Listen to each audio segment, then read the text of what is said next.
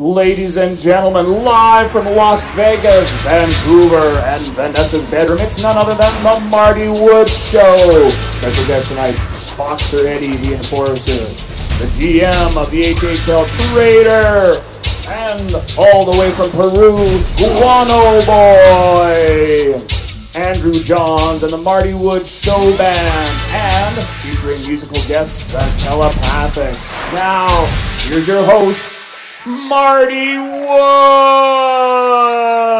Good evening, ladies and gentlemen. Welcome to the Marty Wood Show. My name is Marty Wood, and I'm your host. Now, I wasn't quite sure how I was going to make my grand entrance tonight. I hope I did okay. You know, I don't know if you know this, but I'm the only talk show host that sports a mustache. I mean, I don't know why. They're so manly, right? Other talk show hosts like David Letterman, Jimmy Kimmel, or Jay Leno, they don't have one.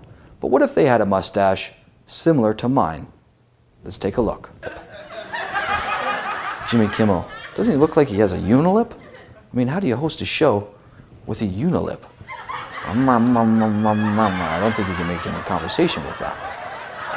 Jay, that's bad for business. I mean, half the people in Hollywood are from the Jewish community, right? How would you introduce your guests? And my next guest is Steven Spielberg, Jason Schwartzman, and Jason Segel. Yeah. New medical research indicates that there's a new drug on the market that can cure your double chin. Yep. The German pharmaceutical giant Bayer announced that it's starting trials to dissolve unwanted fat deposits. In the attempt to alleviate millions of middle-aged people around the world, a drug called ATX-101 will be administered to patients through a series of mini injections. Although this may help millions of people, Jay Leno still won't be able to deal with the size of his chin. I mean, medical research just isn't moving fast enough to deal with something that size. Also in health news, they say that being a couch potato is linked to heart problems. Yep, couch potato and heart problems. I can see that. Researchers in the United Kingdom compared the effects of spending different lengths of time in front of a screen, whether it's watching TV, using a computer, or playing video games. Their data showed that people who spent more than 4 hours each day on these activities are more than twice as likely to have a major cardiac event that can lead to hospitalization or even death. But what if you're watching over 4 hours of porno each day? This will save your life, wouldn't it? I would think so. It would get your heart rate up. Ooh. Yes. Yeah, that's, what do you think, boys? Out of 10, 8.75. Ooh, 10, well, yeah, full measure, okay. Could get closer. A study in the Journal of Consumer Research suggests that people whose last names begin with the letters near the end of the alphabet are likely to jump quickly. With a Zuckerberg surname, for example, you'd be more likely to take advantage of airline tickets or Boxing Day sales, or even think that standing in line for something is silly. If your surname is closer to the beginning of the alphabet, then you're a little slower to act, or just plain slow. A few examples are Gaddafi, yep, absolutely. Gary Busey, yeah, that makes sense. Or you're Baron, or the antagonist of the NHL, Gary Bettman. Food prices are setting to soar as the world gets warmer. They say that 1 in 5 may go hungry by 2020. 1 in 5 by 2020. Climate change should cause food to rise by 20% and even lead to some popular items disappearing from the grocery store shelves. Well, this is a big problem. If you're a dope smoker, where are you going to get your Cheetos, man? Your Cheetos. We have a great show for you guys this evening. We have the Did You Know game. We have the Rhyme of the Week, we have the GM of the HHL, Eddie the Enforcer, and Guano Boy. So come on back. Marty would if you could. What the hell's going on here? Looks like the boys had a good time without me. Well, I'm sure there's some loot here. Oh, yeah. Come to Papa. Whew.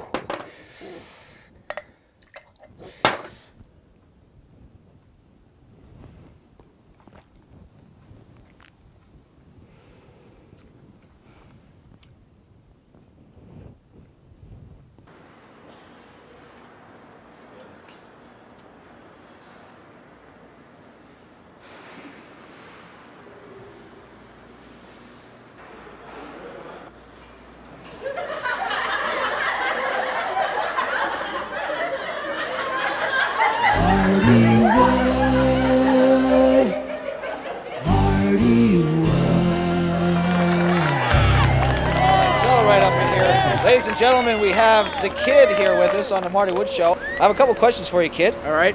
And, nice to see you, Marty. Yeah, thank you. You're looking well. Thank you very much. Thank you very much. Now, my first question I have for you is, what do you prefer drinking beer out of, a bottle or a can? Tell me why. Geez, that's a tough question. Probably a bottle. Just feels better in your hand. I like drinking beer out of a bottle. And why is that? It feels nicer on my lips. You know, you don't cut it all up with the old can, you know. Real, I want to ask you, what do you prefer drinking, beer bottles or beer cans? Well, and why? I like drinking beer cans, and this is nouveau thinking. The reason is that there's no muss, no fuss, no evidence. We're going under the radar here at the rink. We're in stealth mode, and cans provide stealth mode. Flavor-wise, I couldn't tell you the difference. I couldn't tell you. I prefer beer out of a bottle. And why is that? Well, just it tastes better. I think beer was meant to be drank from a bottle. Definitely beer out of a bottle, no question. And why? Because the mouthfeel. That's what beer was meant to be drank out of a bottle. I prefer bottled beer. And why? I like the way it feels. That's it. I think the bottle's better. And why is that? Just cleaner, crisper, not a tinny flavor. I like it out of a bottle. And why?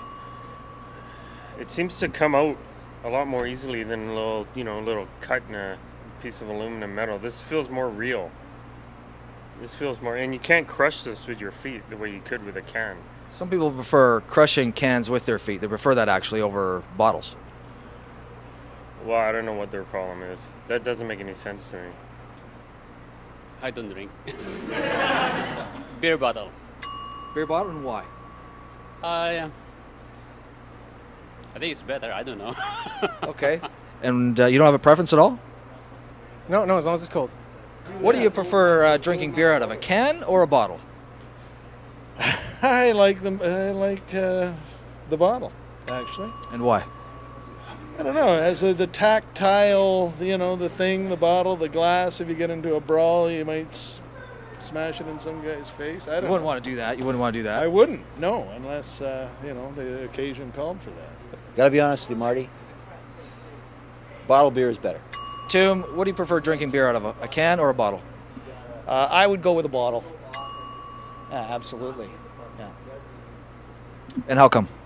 I don't know. It just seems like more traditional than going with an aluminum can. What do you prefer drinking beer out of, a bottle or a can? Well, Marty, there's been a little bit of controversy about this, but personally, it doesn't matter. The best way to drink a beer is out of a glass. Pour it out of either a bottle or a can. And I really challenge anybody. I know Marty's underling, what we call our age, has been a little bit recalcitrant to get involved in bringing cans out because it's something that we do to make sure that our beer drinking is kept a little bit under comfort. But I challenge anybody to make a difference, a blind test, whether they could test the difference between bottled or can. I don't think there is a difference. As a matter of fact, on an environmental basis, cans are much more effective. They're cleaner, they recycle better, and you get a better taste of the beer. Bottles also, you're there and you hear someone bring them, they're clanging, there's a feeling that gets you ready for the beer because you hear the clanging of the beer bottles. You don't get that with cans. Bottle. And tell me why. I just like the glass. I like the feel of the bottle. It's good. It was a Friday night. I had just gotten off class and I went to a party just like this. And then I heard a scream. And then I heard a whimper. And that's when it happened. I could hear her cries. I could smell her scent. I had the strength of 10 men. I was focused, determined, and alert. I had become Cheetah Man. Cheetah power drink. Caffeine free, fast acting, long lasting, and it tastes great. My first guest this evening is a player and the one and only general manager of the beer league team called the Hamburger Hockey League. Please welcome Trader, everybody. How's Vegas treating you? Your first time to Vegas? Well, I was here a few years ago, but no, I haven't been here lately. It's great city. This getup you have, you look like a lot of the pimps on the strip today. Where did you get that outfit? Well, this was sort of inherited. It was the perks you get from being a GM. You know, these are the bonuses, the annual bonuses every year for doing a great job, I guess. A GM/pimp, I guess, huh? Something like that.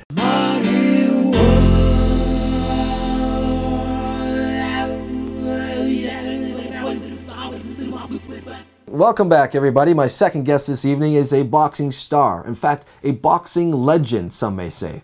He's also the brute enforcing forward for my hockey team, the Vegas Stars. He's my friend and also my personal bodyguard, Eddie the Enforcer. Come on out, Eddie, you big lug. I'm usually kind of in the background there, just kind of watching your back, you know. Well, now you're in the foreground. Yeah, not watching your back, just so everybody gets that straight, please. Watching, eyes on you, brother. You know, I have to say, a lot of the girls here in Vegas have been doing nothing but talking about Eddie the Enforcer. Well, I think there's lots to talk about, and I think really the actual thing about it is, though, they're after you and they're just trying to get through to me. I mean, hey, not a bad-looking guy, but sorry, I think they just know I'm connected to you. Marty Wood. Marty Wood. A handful of islands off the nation's Pacific coast is literally dripping in tons and tons of one of its most historic treasures. You got it, guano. Here millions of birds fed by anchovy-rich waters poop round the clock, discharging a dirty, potent, fishy cocktail of phosphates and nitrates. More on this topic is the one and only Guano Boy. So what are you exactly? A player, a goalie, or a mascot? Like all players in the NHL, we find we're getting slower. So a few years ago, saw the need for a superhero in the big room. So I became Guano Boy like my forefathers before me. So you're from Peru, is that right? That's right. Is guano still the treasure of Peru? It has been since the time of the Incas, has been a national treasure, and the Incas first found it on its footsteps as they came back from walking the beaches, and the birds used to fly overhead and try to poop on us Incas, but we ducked it, and later we would find that this guano would be great in growing in the garden, and so because it contains very valuable nutrients like phosphates and nitrates. And it's pretty much a gold, like it's a hot commodity in Peru, and I understand you're collecting this all for yourself? Oh, my forefathers have been in the business for many, many, many years. My great-grandfather used to mine guano from the caves in and around our family home. And in fact, when he was walking on the beach one day, he met my great-grandmother, and in fact, I brought pictures for you to show my ancestors. Okay, what do you have there? Well, here's great-grandfather right here, and I don't know if we can get a zoom in for this. And this is the early mining of the guano, and it was again Peruvian, one of the gross national product, just like Bolivia had crack cocaine. We had phosphates and nitrates, and of course. What's the other one? Well, of course, that was my darling grandmother. Once he was walking along the beach, and he looked up, and it was love at first sight. Unfortunately, great-grandma was pooping at the time, and that's how it all happened, and that's how I became able to fly. So, I mean, that must have came in really handy to fly, because I can only imagine what the stink would be like working in the fields of all that guano. Well, there's many perils of working in the fields with, first of all, there's other Peruvians. They're pretty crazy people to begin with. But yes, the nitrates, if you actually farted, you could have the whole country go up in smoke from the explosion with all this guano around. So I had to get out of there. It was fairly dangerous. That does sound very dangerous. But, you know, it's a good thing that you and your family are doing, because doesn't it help a lot of the middle class or the lower class people? Doesn't it enable them to provide for their families? Well, there's a lot of people that live off guano, and you're absolutely right. It's they think it's the bottom of the food chain, but when you take a look at the nematodes and the other people, and especially in the big room that feed off guano every single Wednesday, you know, it provides a health of living for quite a few families. After leaving Las Vegas, you're flying to Vancouver, right? Vancouver is one of the, outside of Peru, probably the largest known deposits of guano. In fact, dressing room number 2, it consistently has more guano than any other place known. We've seen it in the satellite pictures. And of course, you're referring to this beer league hockey team that you now play for, the famous Hamburger Hockey League. Exactly. It's not really a league, but it gets us out of the house on Wednesday nights. And so, are you trying to promote guano within this room, or you're trying to just spread the guano around? I mean, what's your job? Well, I came thinking that I could offer guano to the rest of the boys, but when I saw it piling up around the skates of your Baron and my Rage, I knew I had a gold mine on my hands, and I don't need to produce any of it. There's plenty around to go around. Well, I wish you all the best, Guano Boy. Guano Boy, ladies and gentlemen. Thank you very much, you guys. Thank you very much for having me here today.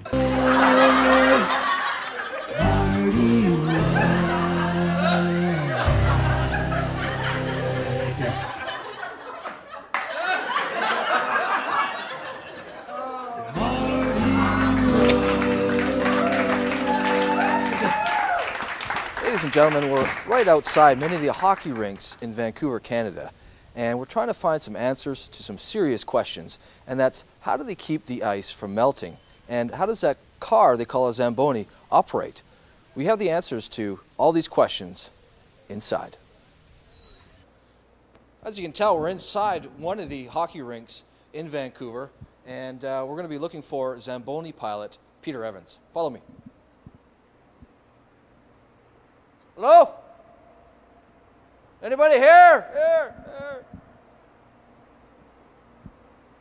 Doesn't look like anybody's quite here yet, but maybe we'll find somebody. Somebody's got to be around here. Hello? We know they're at work because we see a broom and we see a device that picks up garbage. So somebody is around. Marty, what if he could? Now, we're witnessing right now Peter and his skilled driving technique turning the Zamboni around in a circle for us for the show. And as you can see, he's a pretty skilled driver. He's got it right down pat. He's working the feet there. Oh, he just turned it off, but you can see Peter has some magic behind this Zamboni. So, as you can see, I'm up on the Zamboni. I've taken for a couple of laps, and I flooded this entire ice surface. And Peter said I did a fantastic job, and they want to hire me, but I had to turn him down. But a couple questions for you, Peter, is I've always wondered, and a lot of the audience, home audience, have wondered what this dial is here. What does that do? The wheel there just raises and lowers the blade. Simply raises and lowers the blade. Okay. And what about these controls here, right in here? Can you see this? Okay. What about these ones here? You've got the first one is the transmission, forward and reverse, Okay. and then the other one is just the throttle. But when you run the Zamboni, you want to jam the throttle up pretty much on full. The real magic is the floor pedal. Zambonis have a hydrostatic transmission, so the revs stay constant. Okay. And the speed of the machine is controlled by the pressure on the pedal. How long did it take you to learn how to operate this Zamboni? Well, you know, I think I got it right pretty much out of the box, but it takes you a long time before you really get good at it. And how long did it take you? I'm still learning. You're still learning. Well, we hope to see you on Wednesday night next time. Thanks a lot, Peter, for showing us again. Appreciate it. Do you prefer drinking beer out of a bottle or a can? And tell me why. Well, it depends on where you are, and it can go either way. For warm beers, cans are great. They warm up fast, and they're great for shotgunning. But for just sitting back and relaxing, enjoying a beer, there's nothing better than a bottle. So you're 50-50. You're on the fence. So you don't have really any preference? Well, I prefer the bottle, but, you know, in a pinch, a can will do. Take beer out of a bottle any day because it tastes fresher that way. Well, a lot of people seem to think that cans are the cat's ass, so to speak. Do you have anything to say to that? They're idiots. What do you prefer drinking beer out of? A can or a bottle? And tell me why. I prefer a bottle. I find the density of a bottle makes the beer stay a little bit colder longer, so I go with the bottle. Tell me a little bit about yourself. Well, I'm born and raised in Edmonton, Alberta. Moved to Vancouver 2 years ago and started playing hockey when I was 14. The only one in my family to do it. And played for Notre Dame, played for McGill, played overseas in Europe, played for U of A, played for in the UK for a men's team, and now I'm playing here. So. This girl has a lot of experience, a lot more experience than a lot of the guys here. Well, Claire, what do you like drinking beer best out of, a bottle or a can? I'd have to say a bottle. And why? I don't know, I think it tastes better out of a bottle. Wow, bottle or a can? I think probably a bottle, and you know, when I started drinking beer, that's all there was, and you know, that becomes a habit, and yeah, I still prefer the bottle. Well, there you have it, folks. Bottles win this contest hands down, 28-7. Tune in next week when we do the ultimate blind taste test contest and the continuing saga of bottles versus cans. I'm Marty Wood, and you're on the ice.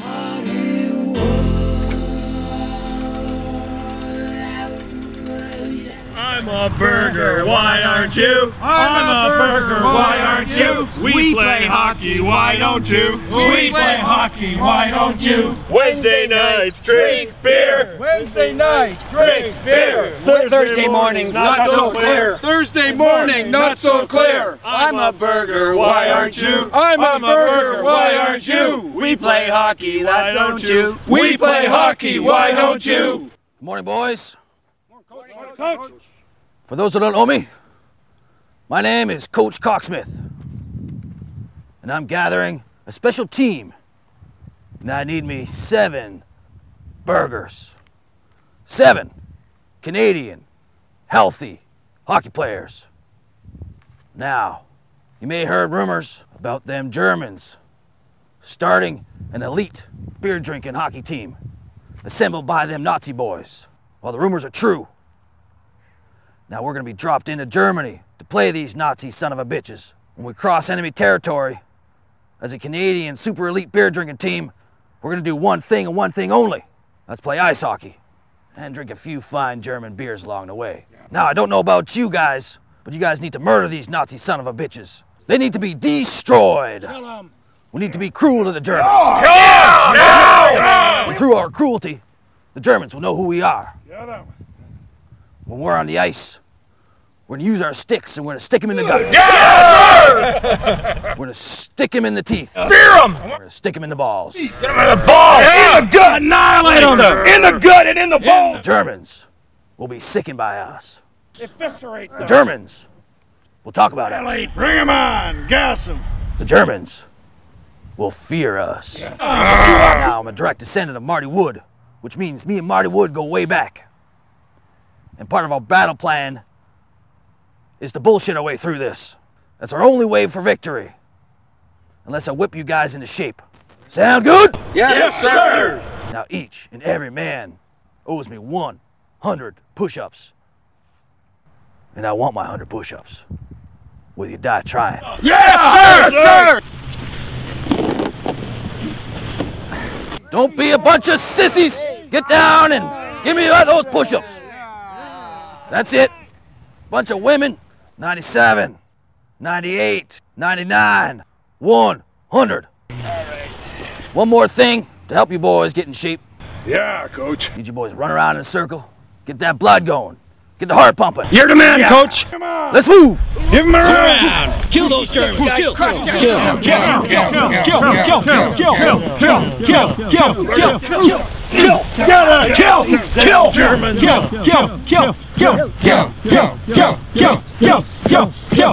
Fall in line.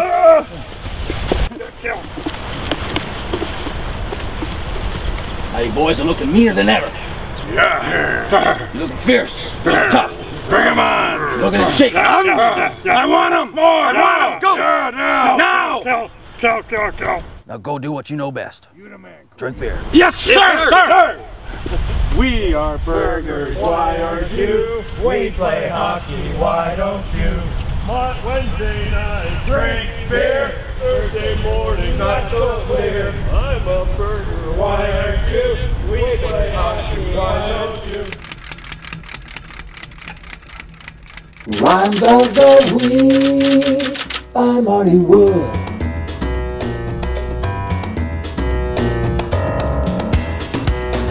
Welcome to Rhymes of the Week.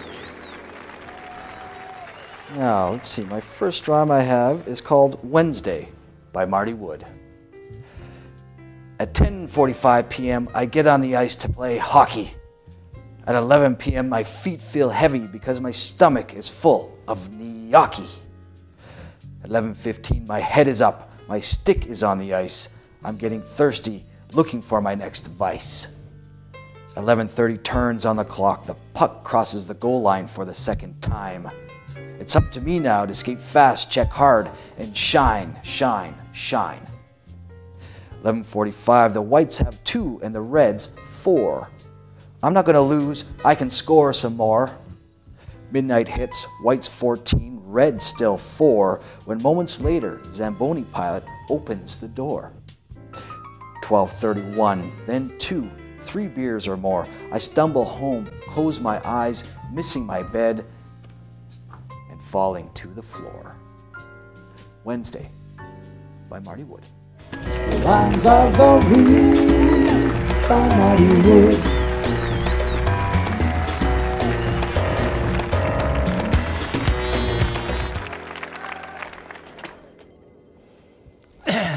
Come to Papa.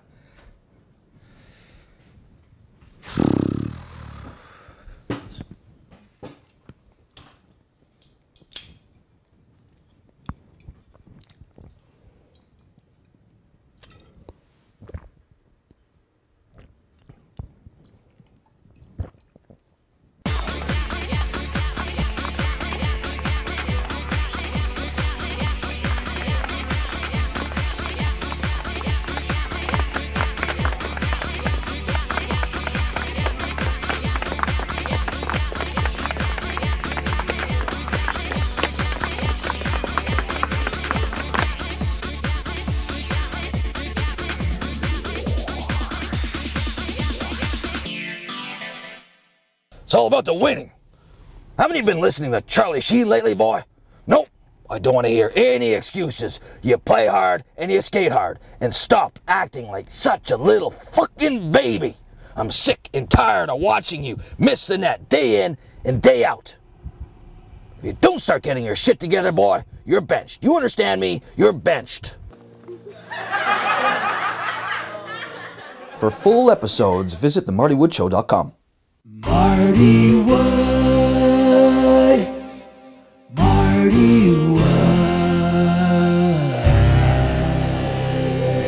That's it for the show, ladies and gentlemen. Thanks for joining me. Stay tuned for our musical guests, the Telepathics, coming up next.